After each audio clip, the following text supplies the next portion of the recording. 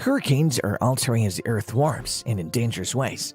They're getting stronger and powerful faster. They're moving more slowly and pouring more rain in certain spots. Scientists have discovered that they're getting closer to coasts all across the world.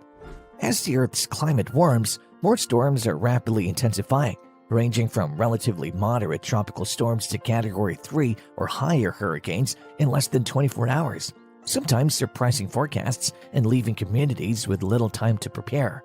Scientists are now unsure whether the number of hurricanes will alter, but they're convinced that the strength and severity of hurricanes will continue to rise. As a result of these changes, hurricanes are becoming significantly more expensive in terms of both physical damage and mortality.